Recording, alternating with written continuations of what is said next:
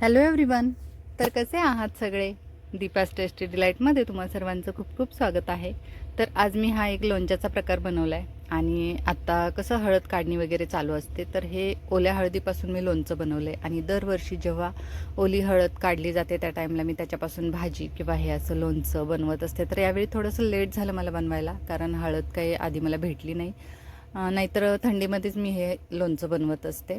तर त्यासाठी म्हणून मी हे 200 ग्रॅम हळद घेतली आहे आणि त्यासोबत आपल्याला त्याच्या अर्ध म्हणजे 100 ग्रॅम आपण आलं घेणार आहोत. तर दाखवताना मी दाखवले जास्त, पण आपल्याला जेवढी हळद असेल त्याच्या अर्ध आलं घ्यायचं आहे किसून. तर हळद आणि आलं दोन्हीही मी आधी स्वच्छ धुवून घेतलं, त्याची साल काढून घेतली आणि जाडसर असं किसून घेतलेलं आहे. दोन्ही सेपरेट सेपरेट किसून ठेवले. त्यानंतर हा एक आपण कोरडा मसाला बनवून घेणार आहोत.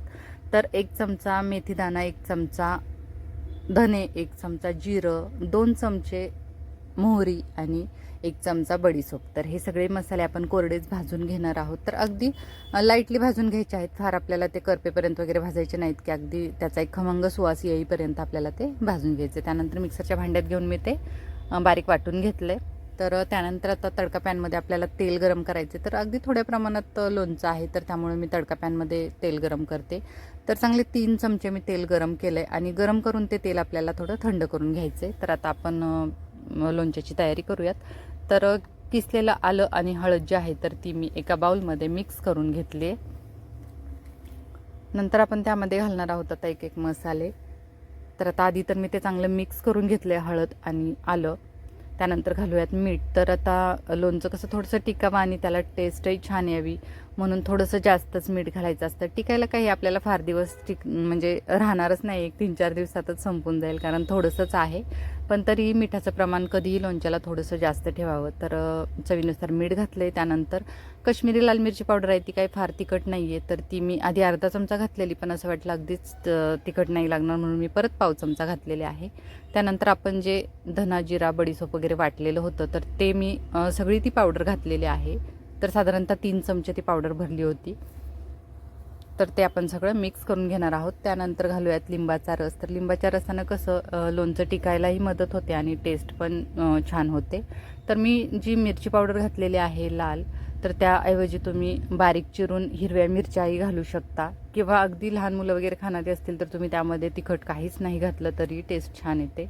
आणि आता एका लिंबाचा रस मी त्यामध्ये घातलेला आहे आणि त्यानंतर हे तेलही बघू शकता तुम्ही आपलं थंड झालेलं आहे बऱ्यापैकी.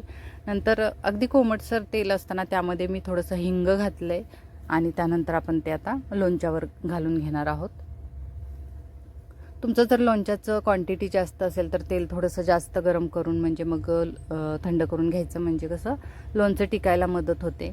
तर हे थोड्याच प्रमाणात लोणचं असल्यामुळे मी फक्त 3 चमचे तेल गरम करून घेतलं आहे. तुम्ही तेलाचं प्रमाण यापेक्षा कमी करू शकता. आणि आता ते सगळं छान असं मिक्स करून घेतलं आहे आणि हे आपलं लोणचंही रेडी झालेलं आहे. अगदी झटपट तयारी होणारी रेसिपी आहे. जर तुम्हाला कुठे अशी ओली हळद भेटली तर ती शरीरासाठी खूप चांगली असते. म्हणजे हळद, तसे आपण हळद पावडरसुद्धा खूप आयुर्वेदिक असते. तर असं हे लोणचं तुम्ही नक्की माझ्या पद्धतीने करून बघा, तुम्हालाही आवडेल. आणि मी बनवलेलं हे हळदीचं लोणचं, याची रेसिपी कशी वाटली नक्की सांगा. लाईक, शेअर, सबस्क्राईब करा. थँक्यू.